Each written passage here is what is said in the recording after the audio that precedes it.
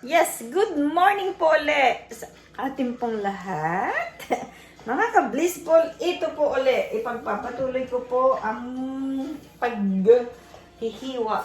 Hihiwain ko po ito at yes, gusto ko po kayong kasama sa aking kusina. Yes, masyado pong mahaba na yung aking ginawang film kanina. And yes, ito po ay karugtong. Ang karugtong. Kumusta po kayo diyan? May mga plano na po ba ngayong araw diyan po sa Philippines? Wow, ganda po nang nabili ko kagahapon. And ang ginagawa ko po, pinihiwa-hiwa ko para po nakita na natin nasa ref na at nakahiwa na. Di na tayo matama rin nakainin, di po ba? Lalo po yung mga bata. Siyempre parang pag po nailaayos na natin, yung kanila po nakita na nila na nakaprepare na, kukunin na nila sa ref at kakainin.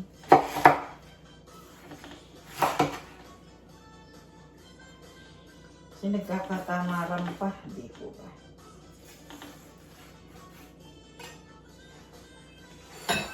Pero kung nakahiwa-hiwa na, maaayos na. Aano na tayong kainin. Pinatay ko po yung aking sound. At ako po i-istorbo. Istorbo na sa akin. Ano po? Ngayon po ay 1:30 na. Nakalipas na ang napakadami ng oras. Pero, hindi ko po mabilisan ang aking mga trabaho dahil nga po may limited po itong lakas ng aking kamay. And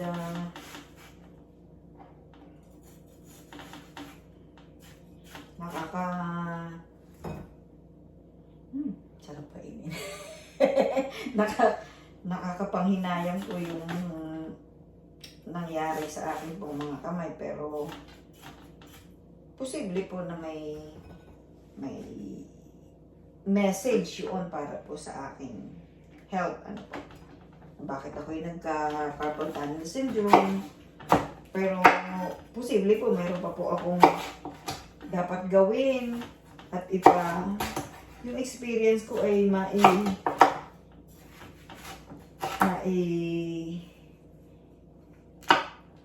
mai-share ko sa inyo, kayo pong mga kasama ko diyan. Diyan po si ka-blissful po natin. Dami. Nice po.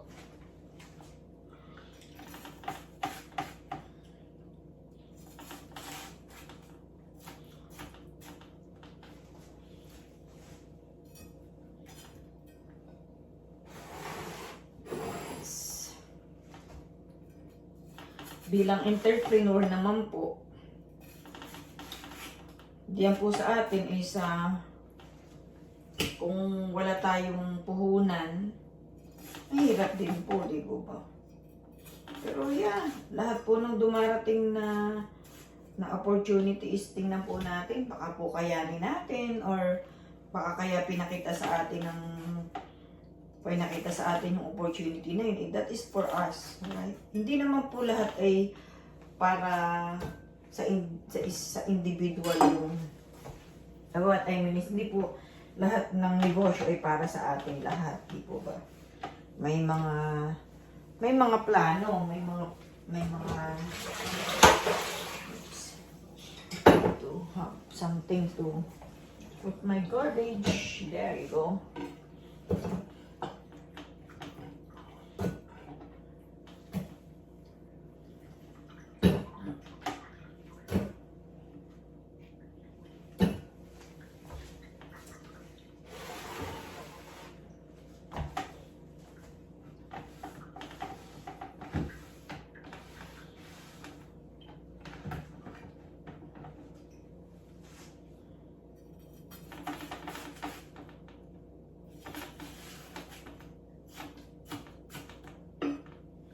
kung ako'y nagde-dentista, wala po sa side namin ang dentista. Wala pong dentista sa side ng tatay ko, sa side ng nanay ko. Ang side ng nanay ko po, nandito po sila sa States na nurse, tapos mga ano po sila. Dito po sila tumanda sa US. Siyempre, matatanda na po sila. And sila din po yung nagsitulong sa amin nung kabataan namin, nung mga nagka-college kami. Siyempre, hindi naman po namin kaya talaga na mag-solo. Kaya mayroon din po silang ambag sa amin pong pag-aaral. Ano ba yan, Makati? Sorry po. So, yeah, ano po ba ang pang-agahan natin diyan sa Pilipinas? Ngayon po ay mag-aalas 2, so alas 5 na po diyan ngayon. Yeah, ito po ngayon is 22 ng August and tanghali po dito. Pero ayan, ito pa lang po ang nakakain ko. Nailagay ko sa aking katawan. Water and juice and coffee. Maya-maya po siguro ako magugutom. Pero nung nakita ko po itong aking hinihiwa, water pa rin po ang content nito. Pero baka mamaya ko na siya kainin. Mamaya na po ako kukuha niyan. Yes, ang gagawin ko po ay sa lahat ay hihiwa-hiwain. And ito pong pakwan, ano naman po ito.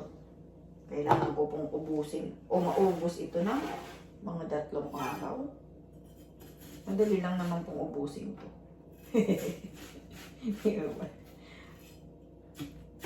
So talagang kailangan natin ang tubig. Kumusta po kaya diyan? Maulan yata po diyan eh. Maulan din, like here. Di pa ako nakakapanood ng news today. Pagka po kasi nanonood ako ng news diyan, parang nalulungkot po ako doon sa mga nangyayari. Parang hindi po maganda para sa akin ang manood sa umaga. Yun naman pong hapon at manonood ako hapon po dito. Bit-bit ko naman po sa pagtulog yung parang alalahanin. Kasi kung diyan po sa Philippines ay bumabagyo or may mga ganun po. Bit-bit ko po, hindi rin ako makatulog kasi iniisip ko po yung aking mga anak, yung pamilya ko, yung po sa Quezon, yung po mga kapatid ko. Kaya parang ayoko na nga pong manood ng balita kasi yung pang balita is parang pong ano, bakit gano'n ang balita? Parang nakaka-depress. Ano ba kayang balitang masaya? Ang balita ay, ang lahat ng Pilipino ay bibigyan ng tig-1,000,000. Oh, so talaga po siguro, mag-iisip tayo, ano kaya aking magiging negosyo? Di ba? Wala kayang ganung, yung po bang pag-asa yung ating mararamdaman, yung bang ligaya doon sa balita. Bakit kaya yung lahat ng balita is yung parang negative? Ako yung balitang hindi dapat, baka yung masayang balita, ano po? Yung pagising mo, wow! Balita, nanalo ka ng loto.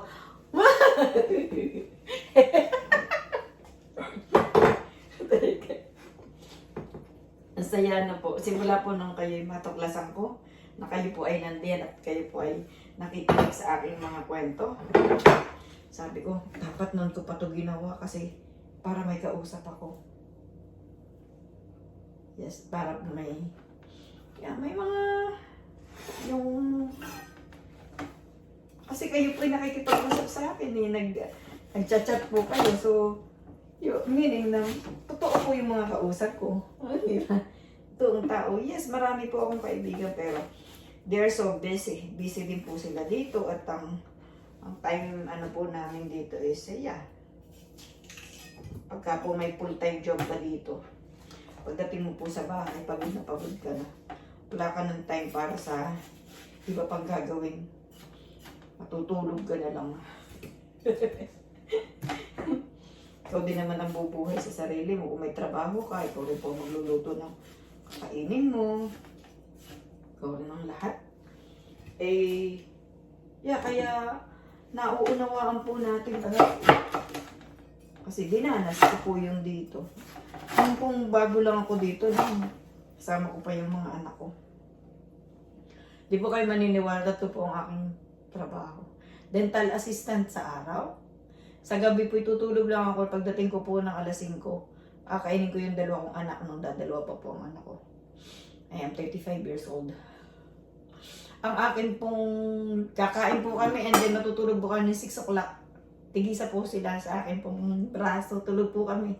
Tapos kailangan ko pong gumising ng 10:30 kasi may pasok po ako ng 11 to 7. Sa nursing home naman po yun. Part-time pero kalimitan po ay gabi. So, sipilin nyo, ba't kaya ko yun? Kasi ang goal ko po noon is magkaroon ng extra pera para sa makapag-ipon para sa mga bata. Like sandali po. Ako po, ang trabaho ko po yun nga, 11 to 7 ng gabi sa nursing home po. Sa Ontario po yun. And then, yung pong Saturday, Sunday, ako po naglilinis ng mansyon ng aking boss at saka mansyon ng kanyang kapatid. Wala po akong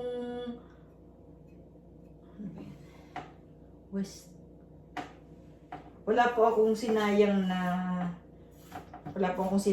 oras bago lang po ako dito. At yun nga, sinisingil na po ako ngayon ng aking ginawa sa buhay ko. Hindi naman po ako nagsisisi. Kasi yun pong alam kong way how to do my life that time.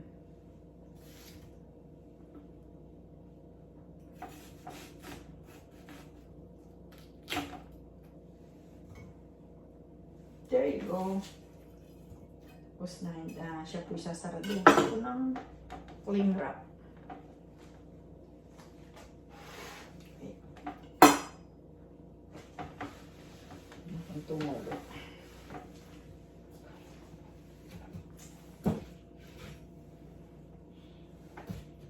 Parang hindi pa ako nag-iisip kung anong kakainin ko mamaya. Mamaya ko lang po iisipin nyo.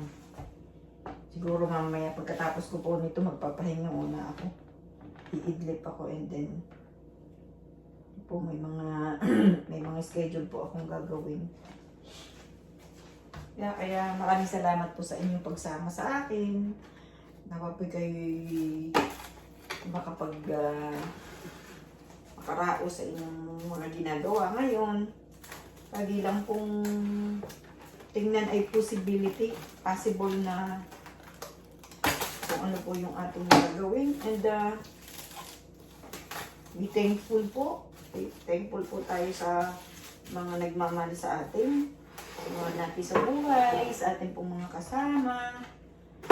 And yun, kung ano po, di po pa kung ano, parang kung ano tayo, kung ano yung ginagawa natin, kung ano yung iniisip natin, yun po yung babalik sa atin.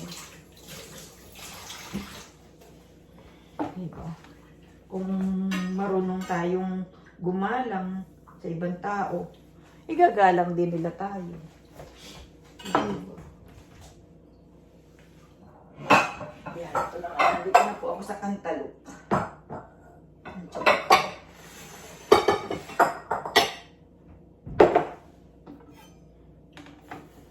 Finish ko na po yung aking panghiwa. Marami yung panghiwa kaya lang tinamad akong kumuha. Kung diyan nga po, siguro gagawa pa natin itong juice. Nagtsatsagaan ko nga gawin namin. Diba? Ginagawa itong juice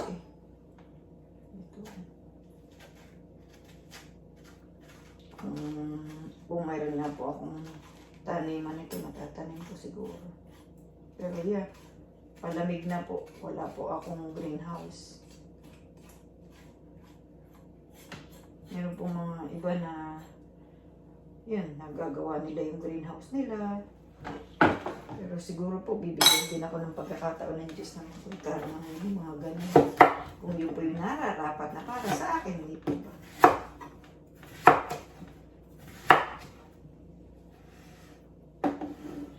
Kasi masarap po ang may tanim eh. Diba? Pag may tanim ka, may aanin. At ang sarap. Dati nakakapagtanim po ako ng patatas. Dali lang yung patatas. Talaga pating pakikinabangan mo. Kasi matututo ka dun sa mga available na pagkain sa iyong paligid. And yeah, mag-a-adapt. A-adaptin ninyo yun. Huwag nyo lang lalabanan kung anong mayroon sa inyo.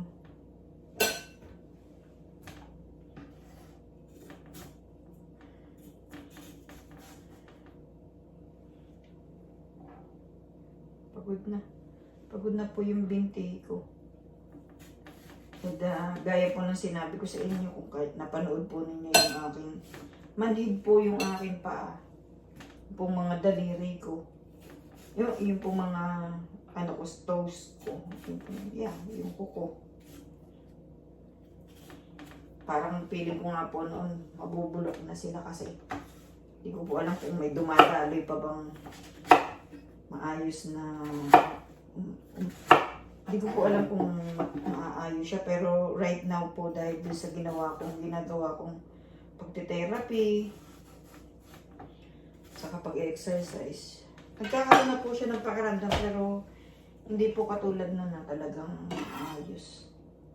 Saka ang dami ko pong varicose vein because yun nga po, ako'y nagde-dentista pa ako ko'y laging nakatayo, tapos hindi siya basta inano ko, kumbaga hindi ko po naisip na may mali na pala dun sa akin. Kumbaga ginamit ko po ng mali yung aking pong paa. Dahil ako po ay nag-share sa inyo, maisip ninyo, bakit kaya ginamit na mali? Kasi, kumbaga parang inabuso ko po yung katawan ko.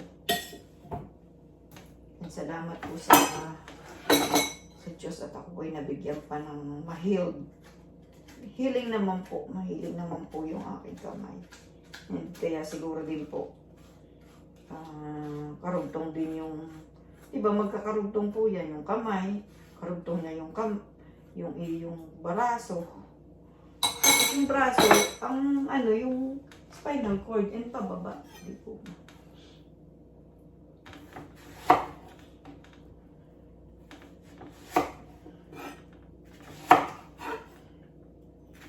Yan, halos matatapos na po ako. And mamaya ko nagagawin yung kalabasa. Hapon pa naman po ako kakain. Bukas mamaya ko na po dyan hihiwain. Huwag lang po sanang i-bake yun. Hindi ko nalalagyan ng ng gata. Yung way how to cook. Filipino way how to cook. Yung lalagyan mo siya ng magigisa ka ng konting taba, ng may laman, baboy, di ba? Hindi na po ako ganun kasi sino nga naman kung kasabay kong pagkain. Diba? Wala. Ako nga po, nag-i-invite po ako dun sa mga kaibigan ko na dito sila sa Saturday, Sunday para po mag-spend ng time for them. Pero gaya po ng mga busy po talaga. Pagka may mga extra oras po, gagawin na lang nilang maglinis ng bahay. Kasi sila po may regular na trabaho. Linis ng bahay at saka po handa na naman ng Lunes, di ba?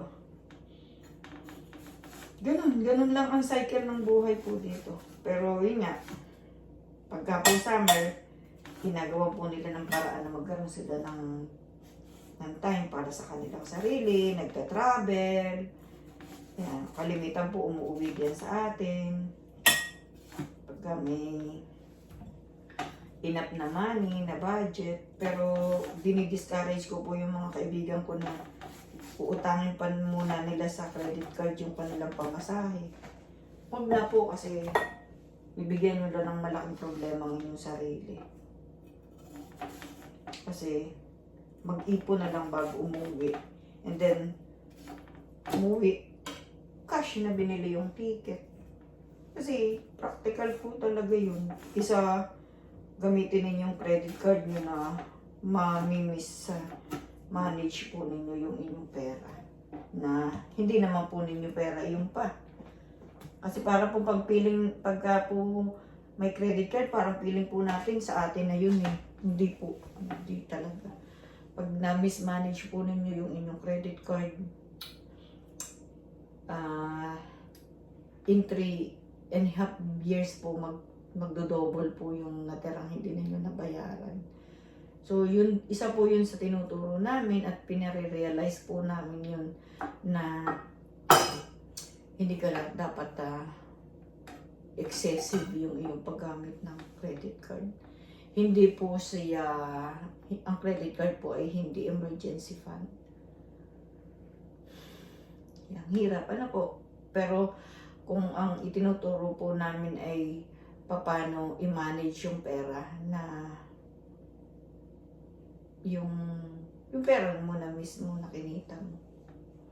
Kasi kung hindi po talaga kung mababaon kayo sa utang. Kalimitan po dito sa Canada is 2, 3 ang trabaho. Kasi nga po ang nag-file up, dumami na po yung kanilang bayarin at hindi na rin po sila magkaroon ng peace of mind dahil hindi na nga po na mismanage po nila yung kanilang mga credit card na akala po nila ay kanila. Ang kagandahan nga po pagka po ang inyong pera is hawak nyo, hindi po yung card ang gagamitin ninyo. Nababudget ninyo, di ba? Parang, ganito na lang pala yung pera ko. So, wala na akong bibili. Hindi na ako bibili ng kahit ano. Kasi, doon po sa card, hindi naman natin nakikita magkano na ba yun. Minsan, nag-excess pala. Lumagpas pa tayo dun sa limit.